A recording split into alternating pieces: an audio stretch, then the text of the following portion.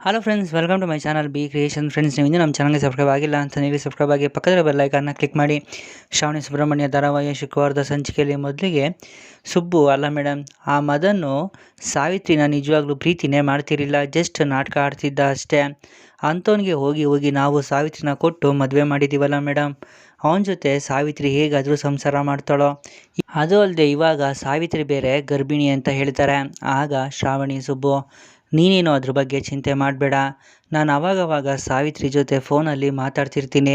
ಅದು ಅಲ್ಲದೆ ಸಾವಿತ್ರಿ ಇವಾಗ ಮೊದಲಿನ ಥರ ಇಲ್ಲ, ತುಂಬಾ ಬದಲಾಗಿದ್ದಾಳೆ, ತುಂಬಾ ಧೈರ್ಯ ಬಂದಿದೆ. ಅಷ್ಟಕ್ಕೂ ಕಲ್ ಮನಸ್ಸಿರೋರ್ನ ಒಳ್ಳೆ ಮನುಷ್ಯನಾಗಿ ಮಾಡೋವಂಥ ಶಕ್ತಿ ಇರೋದು ಪ್ರೀತಿಗೆ ಅಲ್ವಾ ಅಂತ ಹೇಳ್ತಾರೆ.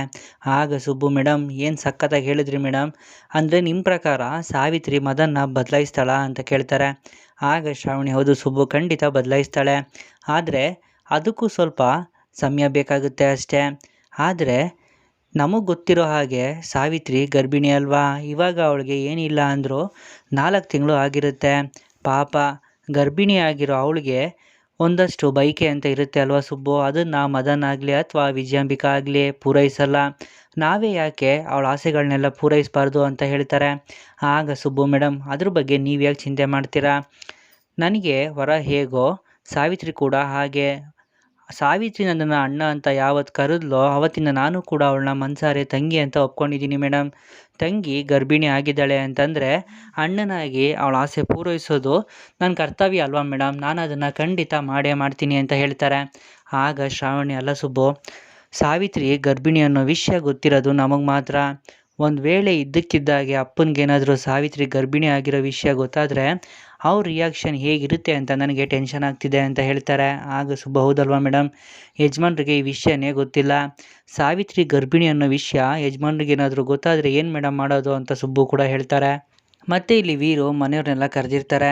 ಆಗ ವಿಜಯಾಂಬಿಕಾ, ವೀರು ಯಾಕೆ ಎಲ್ರೂ ಕರೆದಿದ್ದಾನೆ, ನನ್ನ ಬಗ್ಗೆ ಏನಾದರೂ ಗೊತ್ತಾಗೋಯ್ತಾ ಅಂತ ಭಯದಿಂದ ಯೋಚನೆ ಮಾಡ್ತಿರ್ತಾರೆ. ಆಗ ಸುರೇಂದ್ರ, ಅಣ್ಣ ಯಾಕಣ್ಣ ಎಲ್ಲರೂ ಬರೋಕ್ಕೆ ಹೇಳಿದ್ದು ಅಂತ ಕೇಳ್ತಾರೆ. ಆಗ ವೀರು, ಸುರೇಂದ್ರ, ನಾನೊಬ್ಬ ಈ ಮನೇಲಿ ಇದ್ದೀನಿ ಅನ್ನೋದನ್ನು ನೀವೆಲ್ಲರೂ ಕೂಡ ಮರ್ತಿರೋ ಹಾಗಿದೆ, ಈ ಮನೆಯಲ್ಲಿ ನನಗೆ ಗೊತ್ತಿಲ್ಲದಿರೋ ಹಾಗೆ ಏನೇನೋ ವಿಷಯಗಳು ನಡೀತಿದೆ ಅಂತ ಹೇಳ್ತಾರೆ. ಅದನ್ನು ಕೇಳಿ ಎಲ್ರಿಗೂ ಬೇಜಾರಾಗುತ್ತೆ. ಆಗ ಸುರೇಂದ್ರ, ಈಗಂಥದ್ದು ಏನಾಯ್ತಣ್ಣ ಅಂತ ಕೇಳ್ತಾರೆ. ಆಗ ವೀರು, ಮದನ್ ಬಾರೋ ಇಲ್ಲಿ, ನಿನ್ನ ಹೆಂಡತಿ ಯಾರು ಅಂತ ಕೇಳ್ತಾರೆ. ಆಗ ಮದನ್ಗೂ ಗಾಬರಿ ಆಗುತ್ತೆ, ಇದೇನಿದು ಮಾವನಿಗೆ ಹೊರಗಡೆ ನನಗಿರೋ ಅಫೇರ್ ಬಗ್ಗೆ ಏನಾದರೂ ಗೊತ್ತಾಗೋಯ್ತಾ ಅಂತ ಯೋಚನೆ ಮಾಡ್ತಿರ್ತಾರೆ. ಆಗ ವೀರು ಕೋಪದಲ್ಲಿ, ನಿನ್ನನ್ನೇ ಕೇಳ್ತಿರೋದು, ಯಾರೋ ನಿನ್ನ ಹೆಂಡತಿ ಅಂತ ಕೇಳ್ತಾರೆ. ಸಾವಿತ್ರಿ ಮಾವ ಅಂತ ಮದನ್ ಹೇಳ್ತಾರೆ. ಅವಳು ನಿನ್ನ ಹೆಂಡತಿ ಅಂತ ಅಂದಮೇಲೆ ನೀನು ಅವಳನ್ನ ಚೆನ್ನಾಗಿ ನೋಡ್ಕೊಬೇಕಲ್ವಾ, ನೀವಿಬ್ಬರು ಇದೇ ಮನೆಯಲ್ಲಿ ಸಂಸಾರ ಮಾಡ್ತಿದ್ದೀರಾ, ಆದರೆ ನೀನಿರೋ ಜಾಗದಲ್ಲಿ ಅವಳಿರೋದಿಲ್ಲ, ಅವಳಿರೋ ಜಾಗದಲ್ಲಿ ನೀನಿರೋದಿಲ್ಲ, ಒಟ್ಟಿನಲ್ಲಿ ನೀವಿಬ್ಬರು ಖುಷಿಯಾಗಿ ಸಂತೋಷದಿಂದ ಇರೋದನ್ನು ನಾವ್ಯಾರೂ ನೋಡೇ ಇಲ್ಲ ಅಂತ ಹೇಳ್ತಾರೆ. ಆಗ ಮದನ್, ಮಾವ ಅದು ಅಂತ ಹೇಳ್ತಿರ್ತಾರೆ. ಅದನ್ನು ನೋಡಿ ವಿಜಯಾಂಬಿಕಾ ಅವ್ರಿಗೂ ಗಾಬರಿ ಆಗುತ್ತೆ. ನಾವು ಸಾವಿತ್ರಿಗೆ ಹಿಂಸೆ ಕೊಡ್ತಿರೋ ವಿಷಯನ ಸಾವಿತ್ರಿ ಏನಾದರೂ ವೀರಿಗೆ ಹೇಳ್ಬಿಟ್ಲಾ ಅಂತ ಯೋಚನೆ ಮಾಡ್ತಿರ್ತಾರೆ. ಆಗ ಮದನ್, ಮಾವ ನೀವು ಅಂದ್ಕೊಂಡಿರೋ ಹಾಗೆ ಏನೂ ಇಲ್ಲ, ನಾನು ಸಾವಿತ್ರಿನ ಚೆನ್ನಾಗಿ ನೋಡ್ಕೊತಿದ್ದೀನಿ ಅಂತ ಹೇಳ್ತಾರೆ. ಆಗ ವೀರು, ಸಾಕು ಮುಚ್ಚೋ ಬಾಯೇ, ಅಲ್ವೋ, ಸಾವಿತ್ರಿ ನಿನ್ನ ಹೆಂಡತಿ ಅಂತ ಅಂದಮೇಲೆ, ನೀನು ಅವಳು ಗಂಡ ಅಂತ ಅಂದಮೇಲೆ ಅವಳು ಗರ್ಭಿಣಿ ಆಗಿರೋ ವಿಷಯ ನಿನಗೆ ಗೊತ್ತಿರುತ್ತೆ ಅಲ್ವೇನೋ, ಅದನ್ನು ನೀನು ಯಾಕೋ ನನಗೆ ಬಂದು ಹೇಳಿಲ್ಲ ಅಂತ ಹೇಳ್ತಾರೆ. ಆಗ ಮದನ್, ಮಾವ ಹೇಳಬೇಕು ಅಂತಲೇ ಅಂದ್ಕೊಂಡಿದ್ದೆ, ಆದರೆ ಅಂತ ಏನೋ ಹೇಳೋಕ್ಕೆ ಹೋಗ್ತಾರೆ. ಆಗ ವೀರು, ಅಲ್ಲಮ್ಮ ಸಾವಿತ್ರಿ, ಈ ವಿಷಯನ ನನಗೆ ಹೇಳಬೇಕು ಅಂತ ನಿನಗಾದರೂ ಅನಿಸ್ಲಿಲ್ವೇನಮ್ಮ ಅಂತ ಕೇಳ್ತಾರೆ. ಆಗ ಸಾವಿತ್ರಿ, ದಯವಿಟ್ಟು ಕ್ಷಮಿಸಿ ಯಜಮಾನ್ರೆ, ನನ್ನ ಬುದ್ಧಿಗೆ ಹೊಳಿಲೇ ಇಲ್ಲ, ಅದು ಅಲ್ಲದೆ ಈ ಮನೆಯಲ್ಲಿ ಏನೇನು ನಡೀತಿತ್ತಲ್ವಾ, ಅದಕ್ಕೆ ಈ ವಿಷಯನ ಹೆಂಗೆ ಹೇಳಬೇಕು ಅನ್ನೋದೇ ನನಗೆ ಅರ್ಥ ಆಗಿಲ್ಲ ಅಂತ ಹೇಳ್ತಾರೆ.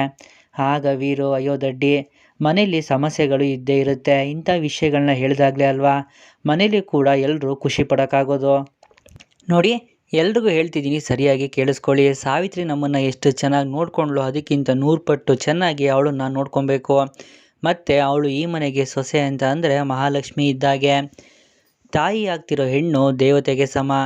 ನೋಡು ಮದನ್, ನೀನು ಸಾವಿತ್ರಿನ ಮದುವೆ ಆಗಿರೋದು ಬರೀ ನಿನ್ನ ಸೇವೆ ಮಾಡಿಸ್ಕೊಳ್ಳೋಕ್ಕೋಸ್ಕರ ಅಲ್ಲ, ಅವಳು ನಿನ್ನ ಹೆಂಡತಿ, ನೀನು ಅವಳನ್ನು ಚೆನ್ನಾಗಿ ನೋಡ್ಕೊಬೇಕು.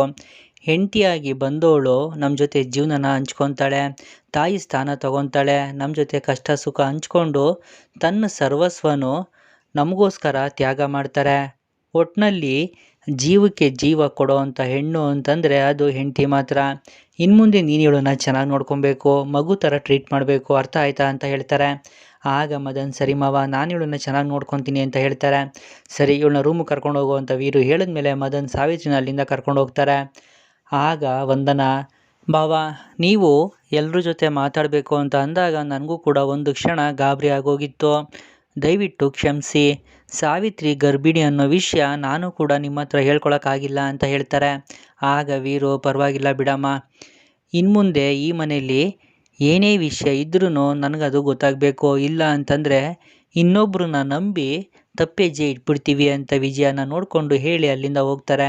ಆಗ ವಿಜಯಾಂಬಿಕಾ, ಪರವಾಗಿಲ್ವೇ, ಈ ವೀರು ಹೆಂಡತಿ ಬಗ್ಗೆ ಇಷ್ಟೆಲ್ಲ ಮಾತಾಡ್ತಿದ್ದಾನೆ, ಆದರೆ ನಾನು ಹೇಳಿದ ಒಂದೇ ಒಂದು ಸುಳ್ಳನ್ನು ನಂಬಿ ಅದೇ ಹೆಂಡ್ತಿನ ದೂರ ಮಾಡ್ಕೊಂಡೋನಲ್ವಾ. ಅದು ಅಲ್ಲದೆ ಇವಾಗ ನಂದಿನಿ ಜಾನಕಿ ಅನ್ನೋ ಹೆಸರಲ್ಲಿ ಇಲ್ಲಿಗೆ ಬಂದು ವೀರು ತಲೆ ಕೆಡಿಸಿದ್ದಾಳೆ. ಯಾವುದೇ ಕಾರಣಕ್ಕೂ ನಂದಿನಿ ಬದುಕಿರೋ ವಿಷಯ ವೀರಿಗೆ ಗೊತ್ತಾಗಬಾರ್ದು, ಅವಳನ್ನ ಆದಷ್ಟು ಬೇಗ ಹುಡುಕಿ ಅವಳ ಕತೆ ಮುಗಿಸ್ಬೇಕು ಅಂತ ಯೋಚನೆ ಮಾಡ್ತಿರ್ತಾರೆ.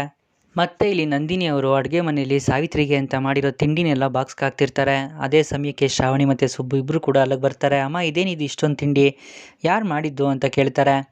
ಆಗ ನಂದಿನಿಯವರು, ನಾನೇ ಮಾಡಿದೆ ಕೂಸೆ, ನಿಮ್ಮ ಮನೆಯಲ್ಲಿ ಒಂದು ಗರ್ಭಿಣಿ ಹುಡುಗಿ ಇದೆ ಅಂತ ಹೇಳಿದೆ ಅಲ್ವಾ, ಅದಕ್ಕೆ ಗರ್ಭಿಣಿ ಅಂದಮೇಲೆ ಬೈಕ್ ಇರುತ್ತೆ ಅಲ್ವಾ, ಅದಕ್ಕೆ ನಾನು ಈ ತಿಂಡಿ ಎಲ್ಲ ಮಾಡಿದೆ ಅಂತ ಹೇಳ್ತಾರೆ. ಆಗ ಸುಬ್ಬು, ಅಯ್ಯೋ ಅವರೇ, ನೀವು ಯಾಕೆ ಇದನ್ನೆಲ್ಲ ಮಾಡೋಕ್ಕೆ ಹೋದ್ರಿ, ಸುಮ್ಮನೆ ತೊಂದರೆ ಆಯಿತು ನಿಮಗೆ ಅಂತ ಹೇಳ್ತಾರೆ. ಆಗ ನಂದಿನಿ, ಪರವಾಗಿಲ್ಲ ಬಿಡಪ್ಪ, ಎಷ್ಟೇ ಆದರೂ ಗರ್ಭಿಣಿ ಹುಡುಗಿ, ಅವಳಿಗೂ ಕೂಡ ಬೈಕೆ ಇರುತ್ತೆ, ಅದನ್ನೆಲ್ಲ ಯಾರ ಹತ್ರನಾದ್ರೂ ಹೇಳ್ಕೊಂಡಿದ್ದಾಳೋ ಇಲ್ವೋ, ಅದನ್ನು ತಿಳ್ಕೊಂಡು ಈಡೇರಿಸೋದು ನಮ್ಮ ಜವಾಬ್ದಾರಿ ಅಲ್ವಾ ಅಂತ ಹೇಳ್ತಾರೆ. ಆಗ ಶ್ರಾವಣಿ ಸುಬ್ಬು ಇಬ್ರಿಗೂ ಖುಷಿ ಆಗುತ್ತೆ. ಆಗ ನಂದಿನಿ, ಮುಂದೆ ಶ್ರಾವಣಿ ಕೂಡ ಗರ್ಭಿಣಿ ಆದಾಗ ಇದಕ್ಕಿಂತ ಜಾಸ್ತಿ ತಿಂಡಿ ಮಾಡಿಕೊಡ್ತೀನಿ ಅಂತ ಹೇಳ್ತಾರೆ. ಆಗ ಶ್ರಾವಣಿ, ಅದಕ್ಕೆ ತಾಯಿ ಹೃದಯ ಅಂತ ಕರೆಯೋದು, ನಿಮ್ಮ ಮಕ್ಕಳು ನಿಮ್ಮನ್ನು ತಾಯಿಯಾಗಿ ಪಡೆಯೋದಕ್ಕೆ ತುಂಬಾ ಪುಣ್ಯ ಮಾಡಿದರು, ಆದರೂ ಅವರು ನಿಮ್ಮಿಂದ ದೂರ ಇದ್ದಾರೆ, ನಿಮ್ಮನ್ನು ನೋಡಬೇಕು, ನಿಮ್ಮ ಜೊತೆಲೇ ಇರಬೇಕು, ನಿಮ್ಮ ಜೊತೆ ಮಾತಾಡಬೇಕು ಅಂತ ಅವ್ರಿಗೆ ಅನಿಸಲ್ವಾ ಅಂತ ಕೇಳ್ತಾರೆ. ಆಗ ನಂದಿನಿ, ಅನ್ನಿಸ್ತೇ ಇರುತ್ತಾ ಕೂಸೆ, ಆಸೆ ಪಡೋದು ಮನುಷ್ಯರು, ಆದರೆ ಅದನ್ನು ನೆರವೇರಿಸ್ಬೇಕಾಗಿರೋದು ಆ ದೇವರು ಮನಸ್ಸು ಮಾಡೋವರೆಗೂ ಕೂಡ ಮನುಷ್ಯರು ಆಸೆ ಎಲ್ಲ ಮನಸ್ಸಲ್ಲೇ ಇರುತ್ತೆ ಅಂತ ಹೇಳ್ತಾರೆ. ಆಗ ಶ್ರಾವಣಿ, ಆದರೂ ಕೂಡ ನನಗೆ ಒಂದು ಕ್ಯೂರಿಯಾಸಿಟಿ ಇದೆ, ನಿಮಗೆ ಎಷ್ಟು ಜನ ಮಕ್ಕಳು ಮತ್ತು ನಿಮ್ಮ ಫ್ಯಾಮಿಲಿ ಎಲ್ಲ ಎಲ್ಲಿರುತ್ತೆ ಅಂತ ಕೇಳ್ತಾರೆ. ಆಗ ಸುಬ್ಬು, ಅಯ್ಯೋ ಮೇಡಮ್, ಇದನ್ನೆಲ್ಲ ಮತ್ತೊಂದು ಸರಿ ಕೇಳಿ ತಿಳ್ಕೊಂಡ್ರೆ ಆಯಿತು, ಪಾಪ ಅವರು ಸಾವಿತ್ರಿಗೆ ಅಂತ ಅಷ್ಟೆಲ್ಲ ತಿಂಡಿ ಮಾಡಿಕೊಟ್ಟಿದ್ದಾರೆ, ನಾನು ಮೊದಲು ತೊಗೊಂಡೋಗಿ ಅದನ್ನು ಕೊಟ್ಬರ್ತೀನಿ ಅಂತ ಹೇಳಿ ಬಾಕ್ಸ್ನ ತೊಗೊತಾರೆ. ಆಗ ನಂದಿನಿ, ಸುಬ್ಬು, ಆ ಹುಡುಗಿಗೆ ಆರೋಗ್ಯನ ಚೆನ್ನಾಗಿ ನೋಡ್ಕೊಳಕ್ಕೆ ಹೇಳಪ್ಪ ಅಂತಾರೆ. ಸರಿ ಅವರೇ ಮೇಡಮ್, ನಾನು ಹೋಗಿ ಬರ್ತೀನಿ ಅಂತ ಹೇಳಿ ಸುಬ್ಬು ಅಲ್ಲಿಂದ ಹೋಗ್ತಾರೆ. ಆಗ ಶ್ರಾವಣಿ, ಅಮ್ಮ, ನಾನು ಗರ್ಭಿಣಿ ಆದಾಗ ಇದನ್ನೆಲ್ಲ ಮಾಡಿಕೊಡ್ತೀನಿ ಅಂತ ನೀವು ಹೇಳಿದ್ದೀರಾ, ಅಲ್ಲಿವರೆಗೂ ನನ್ನ ಜೊತೆಲೇ ಇರ್ತೀರಾ ಅಂತ ಕೇಳ್ತಾರೆ. ಆಗ ನಂದಿನಿ, ನನ್ನ ಉಸಿರು ಇದ್ದರೆ ಖಂಡಿತ ಇದನ್ನೆಲ್ಲ ನಾನೇ ಮಾಡಿಕೊಡ್ತೀನಿ ಕಣವ, ಅದ್ರ ಜೊತೆಗೆ ನಿನ್ನ ಬಾಣಂತನ ಕೂಡ ನಾನೇ ಮಾಡ್ತೀನಿ ಅಂತ ಹೇಳ್ತಾರೆ. ನಂದಿನಿ ಅವ್ರ ಮಾತು ಕೇಳಿ ಶ್ರಾವಣಿಗೂ ಖುಷಿ ಆಗುತ್ತೆ. ಮತ್ತೆ ಇಲ್ಲಿ ವಿಜಯ ಇಂದ್ರಮ್ಮನಿಗೆ ಫೋನ್ ಮಾಡ್ತಾರೆ. ಆಗ ಇಂದ್ರಮ್ಮ ಫೋನ್ನ ರಿಸೀವ್ ಮಾಡ್ತಾರೆ. ದೊಡ್ಡವರು ನಮ್ಮಂಥವ್ರನ್ನ ನೆನೆಸ್ಕೊಂಡು ಫೋನ್ ಮಾಡಿಬಿಟ್ಟಿದ್ದೀರಾ, ಏನು ವಿಷಯ ಹೇಳಿ ಮೇಡಮ್ ಅಂತ ಕೇಳ್ತಾರೆ. ಆಗ ವಿಜಯಾಂಬಿಕಾ, ಹೇಗಿದ್ದೀರಾ ಇಂದ್ರಮ್ಮ ಅಂತ ಕೇಳ್ತಾರೆ. ನಾವು ಹೇಗೋ ಇದ್ದೀವಿ ಬಿಡಿ, ನೀವು ಫೋನ್ ಮಾಡಿದ ವಿಷಯ ಏನು ಹೇಳಿ ಅಂತ ಇಂದ್ರಮ್ಮ ಕೇಳ್ತಾರೆ. ಆಗ ವಿಜಯ, ನಿಮ್ಮ ಮನೆಗೆ ಹೊಸ್ದಾಗಿ ಒಬ್ಬರು ಬಾಡಿಗೆಗೆ ಬಂದಿದ್ದಲ್ಲ ಹೆಂಗ್ಸು, ಅವ್ರ ಬಗ್ಗೆ ನಿಮಗೆ ಪೂರ್ತಿ ಡೀಟೇಲ್ಸ್ ಗೊತ್ತಿದೆಯಾ, ಅವರು ಎಲ್ಲಿಯವರು, ಯಾವ ಊರು, ಅದನ್ನೆಲ್ಲ ತಿಳ್ಕೊಂಡಿದ್ದೀರಾ, ಅವ್ರದ್ದು ಪ್ರೂಫ್ ಏನಾದರೂ ಇಸ್ಕೊಂಡಿದ್ದೀರಾ, ಅವ್ರದ್ದೊಂದು ಫೋಟೋ ಕಳ್ಸೋಕ್ಕಾಗುತ್ತಾ ನನಗೆ ಅಂತ ಕೇಳ್ತಾರೆ. ಆಗ ಇಂದ್ರಮ್ಮನಿಗೆ ಕೋಪ ಬರುತ್ತೆ. ಸರಿಯಾಗಿ ಹೇಳಿದ್ರಿ ಮೇಡಮ್, ನೀವು ನಮ್ಮ ಮನೆಗೆ ಬಾಡಿಗೆ ಬಂದಿರೋ ವಿಷಯ ನಿಮ್ಗೆ ಹೇಗೆ ಗೊತ್ತಾಯಿತು, ನಾನು ಅವ್ರ ಬಗ್ಗೆ ಏನೂ ತಿಳ್ಕೊಂಡಿಲ್ಲ, ಅವ್ರನ್ನ ನನ್ನ ಮಗಳು ಕರ್ಕೊಂಡು ಬಂದಿದ್ದು, ಆ ಹೆಂಗ್ಸ್ ಫೋಟೋನ ನಿಮಗೆ ನಾನು ಯಾಕೆ ಕಳಿಸ್ಬೇಕು, ಅವತ್ತು ನೀವು ನನ್ನ ಮಗಳ ಜೀವನ ಸರಿ ಮಾಡ್ತೀನಿ ಅಂತ ನನಗೆ ಮಾತು ಕೊಟ್ಟಿದ್ರಿ, ಆದರೆ ನೀವು ಮಾತನ್ನು ಉಳಿಸ್ಕೊಳ್ಳಿಲ್ಲ, ಈಗ ನೀವು ಕೇಳಿ ಸಹಾಯನ ನಾನು ಮಾಡ್ತೀನಿ ಅಂತ ಅದು ಹೇಗೆ ಅಂದ್ಕೊಂಡಿದ್ದೀರಾ ನೀವು ಅಂತ ಕೇಳ್ತಾರೆ. ಆಗ ವಿಜಯ, ನೋಡಿ ಇಂದ್ರಮ್ಮ, ನನ್ನ ಕಡೆಯಿಂದ ನಿಮಗೆ ಏನು ಸಹಾಯ ಬೇಕಿದ್ರೂ ಮಾಡ್ತೀನಿ, ನೀವೆಷ್ಟು ದುಡ್ಡು ಕೇಳಿದ್ರು ಕೊಡ್ತೀನಿ, ಇದೊಂದು ಸಹಾಯ ಮಾಡಿ ಅಂತ ಕೇಳ್ತಾರೆ. ಆಗ ಇಂದ್ರಮ್ಮ, ನೋಡಿ ದುಡ್ಡಿನ ಆಸೆ ನನಗಿಲ್ಲ, ನನಗೆ ನನ್ನ ಮಗಳ ಜೀವನ ಚೆನ್ನಾಗಿರಬೇಕು ಅನ್ನೋ ಆಸೆ ಇತ್ತು ಅಷ್ಟೇ, ಅದು ಬಿಟ್ಟು ಬೇರೆ ಏನೂ ಇಲ್ಲ, ನೀವು ಕೊಡೋ ದುಡ್ಡು ನನಗೆ ಬೇಕಾಗಿಲ್ಲ, ಹಾಗೆ ನೀವು ಕೇಳಿ ಸಹಾಯನೂ ನಾನು ಮಾಡೋದಿಲ್ಲ, ಗೊತ್ತು ಗುರಿ ಇಲ್ಲದೆ ಇರೋರ ಫೋಟೋನ ನಾನು ಯಾವತ್ತೂ ಯಾರಿಗೂ ಕಳಿಸಿಲ್ಲ, ಕಳಿಸೋದು ಇಲ್ಲ ಅಂತ ಹೇಳಿ ಫೋನ್ ಕಟ್ ಮಾಡ್ತಾರೆ. ಆಗ ವಿಜಯ್ಗೆ ಕೋಪ ಬರುತ್ತೆ.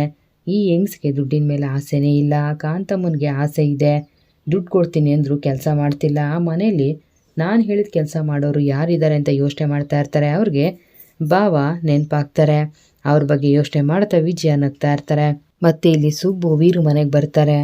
ಆಗ ಸುರೇಂದ್ರ ಅವರು, ಏನು ಸುಬ್ಬು ತುಂಬ ಅಪರೂಪ ಆಗಿಬಿಟ್ಟೆ, ಇಲ್ಲಿಗೆ ಬಂದರು, ಅಣ್ಣನ ಜೊತೆ ಹೊರಗಡೆ ಹೋಗ್ತೀಯಾ, ಮನೆಗೆ ಬರ್ತೀಯಾ, ಇಲ್ಲಿ ಇರೋದೇ ಇಲ್ಲ, ಸೀದಾ ನಿಮ್ಮ ಮನೆಗೆ ಹೋಗ್ಬಿಡ್ತೀಯಾ, ಹೀಗಾದರೆ ಹೇಗೆ ನೀನು ಅಂತ ಕೇಳ್ತಾರೆ. ಅದೇ ಸಮಯಕ್ಕೆ ವಂದನವರು ಕಾಫಿ ತೊಗೊಂಡು ಅಲ್ಲಿಗೆ ಬರ್ತಾರೆ. ರೀ, ಹೆಂಡ್ತಿ ಇಲ್ಲಿದ್ದಿದ್ರೆ ಅವನು ಇಲ್ಲಿ ಇರ್ತಾ ಇದ್ದ, ಹೆಂಡ್ತಿ ಅವ್ರ ಮನೇಲಿ ಇರ್ತಾಳಲ್ವ, ಅದಕ್ಕೆ ಅವ್ನು ಬೇಗ ಹೋಗ್ತಾನೆ ರೀ. ನಮ್ಮ ಶ್ರಾವಣಿ ಇಲ್ಲಿದ್ದಿದ್ರೆ ಸುಬ್ಬುನು ಇಲ್ಲೇ ಇರ್ತಾ ಇದ್ದ ಅಲ್ವಾ ಸುಬ್ಬು ಅಂತ ಹೇಳ್ತಾರೆ. ಆ ರೀತಿಯೆಲ್ಲ ಏನೂ ಇಲ್ಲ ಮೇಡಮ್ ಅಂತ ಸುಬ್ಬು ಹೇಳ್ತಾರೆ. ಆಗ ಸುರೇಂದ್ರ ಅವರು ವಂದನ ಸುಬ್ಬುಗೆ ಕಾಫಿ ತೊಗೊಂಡು ಬಾ ಅಂತ ಹೇಳ್ತಾರೆ. ಪರವಾಗಿಲ್ಲ ಮೇಡಮ್, ನನಗೆ ಕಾಫಿ ಬೇಡ ಅಂತ ಸುಬ್ಬು ಹೇಳ್ತಾರೆ. ಆಗ ಸುರೇಂದ್ರ ಅವರು, ಇರಲಿ ಬಿಡೋ ಪರವಾಗಿಲ್ಲ, ಸುಬ್ಬು ನಮ್ಮ ಮನೆ ಅಳಿಯ, ಇವನನ್ನು ಚೆನ್ನಾಗಿ ನೋಡ್ಕೊಳ್ಳೋದು ನಮ್ಮ ಕರ್ತವ್ಯ ಅಲ್ವಾ ವಂದನ, ನೀನೋಗಿ ಕಾಫಿ ತೊಗೊಂಡು ಬಾ ಅಂತ ಹೇಳ್ತಾರೆ. ಸರಿ ಅಂತೇಳಿ ವಂದನವ್ರು ಅಲ್ಲಿಂದ ಹೋಗ್ತಾರೆ. ಆಗ ಸೂರಿ, ಸುಬ್ಬು ಬಾ ಕುತ್ಕೋ ಅಂತ ಹೇಳ್ತಾರೆ. ಸುಬ್ಬು ಅವ್ರ ಪಕ್ಕ ಕುತ್ಕೋತಾರೆ. ಅದಕ್ಕೆ ಹೇಗಿದ್ದಾರೋ ಅಂತ ಕೇಳ್ತಾರೆ. ಈ ವಿಷಯ ಕೇಳೋದಕ್ಕೆ ನೀವು ಮೇಡಮ್ಗೆ ಕಾಫಿ ತೊಗೊಂಡು ಬನ್ನಿ ಅಂತ ಹೇಳಿದ್ದು ಅಂತ ಹೇಳ್ತಾರೆ. ನನ್ನ ಚೆನ್ನಾಗಿ ಅರ್ಥ ಮಾಡ್ಕೊಂಡಿದ್ಯಾ, ಅವ್ರು ಹೇಗಿದ್ದಾರೆ ಹೇಳೋ ಅಂತ ಸುರೇಂದ್ರ ಅವ್ರು ಕೇಳ್ತಾರೆ. ಆಗ ಸುಬ್ಬು, ನಂದಿನಿ ಅಮ್ಮವರು ಮಗಳ ಜೊತೆ ತುಂಬ ಚೆನ್ನಾಗಿದ್ದಾರೆ ಸರ್, ಅವ್ರು ನಮ್ಮ ಮನೇಲಿ ಇದ್ದಾರೆ, ಅವ್ರಿಗೆ ಯಾವ ತೊಂದರೆನೂ ಇಲ್ಲ ಅಂತ ಹೇಳ್ತಾರೆ. ಶ್ರಾವಣಿಗೆ ಅದಕ್ಕೆ ಅವ್ರ ಅಮ್ಮ ಅನ್ನೋ ವಿಷಯ ಗೊತ್ತಾಯ್ತೇನೋ ಅಂತ ಕೇಳ್ತಾರೆ. ಇಲ್ಲ ಸರ್, ನಂದಿನಿ ಅಮ್ಮವರೇ ಹೇಳೋ ತನಕ ಆ ಸತ್ಯ ಯಾರಿಗೂ ಗೊತ್ತಾಗೋದಿಲ್ಲ ಅಂತ ಸುಬ್ಬು ಹೇಳ್ತಾರೆ. ಆದರೂ ಅವರಿಬ್ಬರನ್ನ ಒಟ್ಟಿಗೆ ನೋಡೋದೇ ಒಂದು ಅದೃಷ್ಟ. ನನಗೆ ಅದಕ್ಕೆ ಮತ್ತು ಶ್ರಾವಣಿನ ಒಟ್ಟಿಗೆ ನೋಡಬೇಕು ಅಂತ ಅನ್ನಿಸ್ತಾ ಇದೆ, ನನ್ನ ಕರ್ಕೊಂಡೋಗ್ತೀಯಾ ಅಂತ ಕೇಳ್ತಾರೆ. ಆಗ ಸುಬ್ಬು, ನೋಡೋಣ, ಯೋಚನೆ ಮಾಡ್ತೀನಿ ಸರ್ ಅಂತ ಹೇಳ್ತಾರೆ. ಯಾಕೋ ಹೀಗೆ ಮಾತಾಡ್ತಿದ್ಯಾ ಅಂತ ಸೂರಿ ಕೇಳ್ತಾರೆ. ಆಗ ಸುಬ್ಬು, ಸರ್, ನೀವು ದೇವ್ರನ್ನ ನೋಡಬೇಕು ಅಂದರೆ ಪೂಜಾರಿನ ಚೆನ್ನಾಗಿ ನೋಡ್ಕೋಬೇಕು ತಾನೆ ಅಂತ ಹೇಳ್ತಾರೆ. ಆಯಿತು ಬಿಡಪ್ಪ, ನೋಡ್ಕೋತೀನಿ, ಈಗ ಏನು ನನ್ನ ಕರ್ಕೊಂಡೋಗ್ತೀಯೋ ಇಲ್ವೋ ಅಂತ ಸುರೇಂದ್ರ ಅವ್ರು ಕೇಳ್ತಾರೆ. ಆಯಿತು ಸರ್, ಅದಕ್ಕೆ ನಾನು ಏನಾದರೂ ಪ್ಲ್ಯಾನ್ ಮಾಡ್ತೀನಿ ಅಂದಾಗೆ ಸಾವಿತ್ರಿಯಲ್ಲಿ ಅವಳಿಗೆ ಅಂತ ನಾನು ಸ್ವಲ್ಪ ತಿಂಡಿ ತಂದಿದ್ದೆ, ಅದನ್ನು ಕೊಡಬೇಕಿತ್ತು ಅಂತ ಹೇಳ್ತಾರೆ. ಆಗ ಸುರೇಂದ್ರ ಅವರು, ಅವಳು ಗರ್ಭಿಣಿ ಅನ್ನೋ ವಿಷಯ ನಿನಗೂ ಗೊತ್ತಾಗೋಯ್ತೇನೋ ಅಂತ ಹೇಳ್ತಾರೆ. ಮತ್ತು ಸುಬ್ಬು, ಗರ್ಭಿಣಿ ಅನ್ನೋ ವಿಷಯ ಗೊತ್ತಾದ ಮೇಲೆ ಸರ್ ಮದುವೆ ಮಾಡಿಸಿದ್ದು ಅಂತ ಹೇಳ್ತಾರೆ. ಏನಂದರೆ ನೀನು ಅಂತ ಸುರೇಂದ್ರ ಅವ್ರು ಕೇಳ್ತಾರೆ. ಏನಿಲ್ಲ ಸರ್, ನಿಮಗೆ ಗೊತ್ತಿಲ್ಲದಿರೋ ಇಷ್ಟು ವಿಷಯ ನನಗೆ ಗೊತ್ತಿದೆ, ನಾನೇ ಹೋಗಿ ಸಾವಿತ್ರಿಗೆ ಇದನ್ನೆಲ್ಲ ಕೊಟ್ಟು ಬರ್ತೀನಿ ಅಂತ ಹೇಳಿ ಅಲ್ಲಿಂದ ಹೋಗ್ತಾರೆ. ಸುರೇಂದ್ರ ಅವರೇನು ಯೋಚನೆ ಮಾಡ್ತಾ ಇರ್ತಾರೆ. ಮತ್ತು ಇಲ್ಲಿ ಪದ್ದು ಅವರೆಲ್ಲ ಕುತ್ಕೊಂಡು ಕಾಫಿ ಕುಡಿತಾ ಇರ್ತಾರೆ. ಅಲ್ಲಿಗೆ ಬಾಬಾ ಫೋನಲ್ಲಿ ಮಾತಾಡಿಕೊಂಡು ಬರ್ತಾರೆ. ಹಾಂ ಸರಿ ಆಯಿತು ಬಿಡಿ ಅಂತೇಳಿ ಫೋನ್ ಕಟ್ ಮಾಡ್ತಾರೆ. ಮತ್ತು ಕಾಂತಮ್ಮನು ಅಲ್ಲಿಗೆ ಬರ್ತಾರೆ. ಏನ್ರಿ ವಿಷಯ ಅಂತ ಕೇಳ್ತಾರೆ. ನನ್ನ ಗೆಳೆಯ ಏರ್ಪೋರ್ಟ್ ರಸ್ತೆಯಲ್ಲಿ 100 ಎಕರೆ ಜಮೀನು ತೊಗೊಂಡಿದ್ದಾನಂತೆ, 1 ಎಕರೆಯಲ್ಲಿ ಮನೆ ಕಟ್ಟಿದನಂತೆ, ಆ ಮನೆ ಗೃಹ ಪ್ರವೇಶನ ನಾನೇ ಮಾಡಿಸ್ಬೇಕಂತೆ, ಅದನ್ನು ಹೇಳೋಕ್ಕೆ ಫೋನ್ ಮಾಡಿದರು. ಈಗಲಾದರೂ ನನ್ನ ಯೋಗ್ಯತೆ ಏನು ಅಂತ ಎಲ್ಲರಿಗೂ ಗೊತ್ತಾಯ್ತಾ, ಇಲ್ಲಿ ಯಾರು ಬುದ್ಧಿವಂತರಿಲ್ಲ, ಯಾರು ದಡ್ರಿಲ್ಲ, ಇಲ್ಲಿ ಯಾರು ಮೇಧಾವಿಗಳು ಇಲ್ಲ, ಮೂದೇವಿಗಳು ಇಲ್ಲ ಅಂತ ಹೇಳ್ತಾರೆ. ಆಗ ಪದ್ದು, ಹೌದು ಬಿಡಿ, ನೀವು ಮೇಧಾವಿಗಳೇ ಅಲ್ಲ ಅಂತ ಹೇಳ್ತಾರೆ. ಅನಂತಶಯನ, ಪದ್ಮನಾಭ, ನನ್ನ ಗಂಡನ ಬಗ್ಗೆ ಯಾಕೆ ಈ ರೀತಿ ಎಲ್ಲ ಮಾತಾಡ್ತಿದ್ದೀರಾ, ನನ್ನ ಗಂಡನ ಬಗ್ಗೆ ನಿಮಗಿನ್ನೂ ಸರಿಯಾಗಿ ಗೊತ್ತಿಲ್ಲ ಅಂತ ಕಾಂತಮ್ಮ ಹೇಳ್ತಾರೆ. ಆಗ ವಿಶಾಲು, ಕಾಂತಮ್ಮವರೇ, ನಿಮ್ಮ ಗಂಡನ ಬಗ್ಗೆ ನಿಮಗೆ ಗೊತ್ತಿದೆಯಾ ಅಂತ ಕೇಳ್ತಾರೆ. ಗೊತ್ತಿಲ್ಲ ಕಡೆ ವಿಶಾಲವಾದ ಅಕ್ಷಿ, ಇವಾಗ ಗೊತ್ತಾಗ್ತಾ ಇದೆ, ಈಗ ನನ್ನ ಗಂಡ ಗೃಹ ಪ್ರವೇಶ ಮಾಡಿಸೋದಕ್ಕೆ ಹೋಗ್ತಾ ಇದ್ದಾರೆ ಅನ್ನೋದು ಗೊತ್ತಾಯಿತು ನೋಡು ಅಂತ ಹೇಳ್ತಾರೆ. ಆಗ ಭಾವ, ಈಗ ನನ್ನ ಯೋಗ್ಯತೆ, ನನ್ನ ಲೆವೆಲ್ ಏನು ಅಂತ ಗೊತ್ತಾಯ್ತಾ, ಜ್ಯೋತಿಷ್ಯದಲ್ಲಿ ನನಗೆ ಜ್ಞಾನನೇ ಇಲ್ಲ, ನಾನು ಮೇಧಾವಿನೇ ಅಲ್ಲ ಅಂತ ಈ ಹೆಂಗ್ಸು ಅವತ್ತು ನನಗೆ ಅವಮಾನ ಮಾಡಿದ್ರಲ್ಲ, ಈಗ ಏನಂತಾಳೆ ಈ ಹೆಂಗ್ಸು ಅಂತ ನಂದಿನಿಯವ್ರನ್ನ ನೋಡಿ ಹೇಳ್ತಾರೆ. ಹೌದು, ಈಗ ಏನು ಹೇಳ್ತೀರಾ ಅಕ್ಕವ್ರೆ ಅಂತ ಕಾಂತಮ್ಮ ಕೇಳ್ತಾರೆ. ಪದ್ದು ಅವ್ರಿಗೆ ತುಂಬಾ ಬೇಜಾರಾಗುತ್ತೆ. ಕೋಪದಲ್ಲಿ ಕಾಂತಮ್ಮ ಮತ್ತು ಅವ್ರ ಗಂಡನ್ನೇ ನೋಡ್ತಾ ಇರ್ತಾರೆ. ನಂದಿನಿ ಅವ್ರನ್ನ ನೋಡಿ ನಗ್ತಾ ಇರ್ತಾರೆ. ಇಲ್ಲಿಗೆ ಶ್ರಾವಣಿ ಸುಬ್ರಹ್ಮಣ್ಯ ಧಾರಾವಾಹಿ ಶುಕ್ರವಾರ ಸಂಚಿಕೆ ಮುಕ್ತಾಯ ಆಗುತ್ತೆ. ಮುಂದಿನ ವಿಡಿಯೋಗಾಗಿ ದಯವಿಟ್ಟು ಸಬ್ಸ್ಕ್ರೈಬ್ ಮಾಡಿ, ವಿಡಿಯೋ ಲೈಕ್ ಮಾಡಿ, ಶೇರ್ ಮಾಡಿ. Thank you.